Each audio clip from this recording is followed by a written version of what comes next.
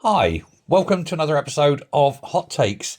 It's a sign of absolute sheer desperation that this Labour government has now decided to call in the army to try and sort out Birmingham and its absolute mess with the bin strikes. Now, this is also rather humiliating for Angela Rayner personally. She said she was stepping forward to get this sorted and fix it and everything, and both the unions and the council rejected her and told her to go boil her head. But the rodent-ridden Birmingham city is now a post-apocalyptic mess. The government now, of course, has formally asked the armed forces to tackle the crisis as the situation in Britain's second city has deteriorated beyond all, measures to fix it. Now, they will not be putting soldiers on the streets, deploying them to clear the mountains of rubbish.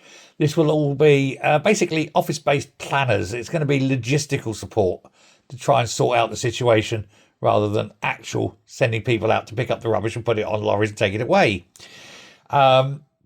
A government spokesman has said that the government has already provided a number of staff to support the council with logistics and make sure the response on the ground is swift to address the associated public health crisis. And this, of course, is the problem.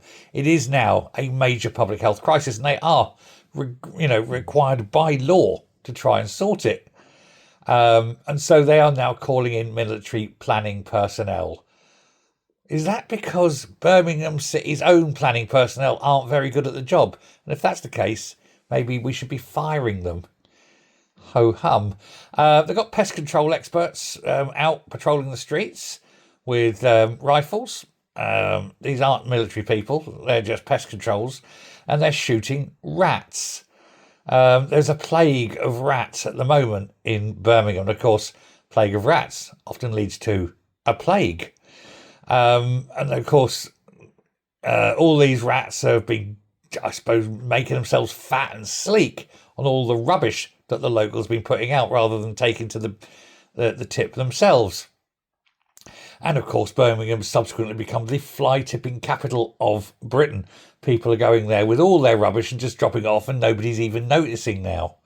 But I reckon there is something like 17,000 tonnes of rubbish on Birmingham streets, and nobody knows how to get rid of it. And certainly Birmingham Council can't afford it. They are, bankrupt effectively.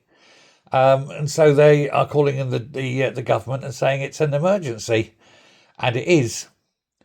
But it isn't going to get better anytime soon.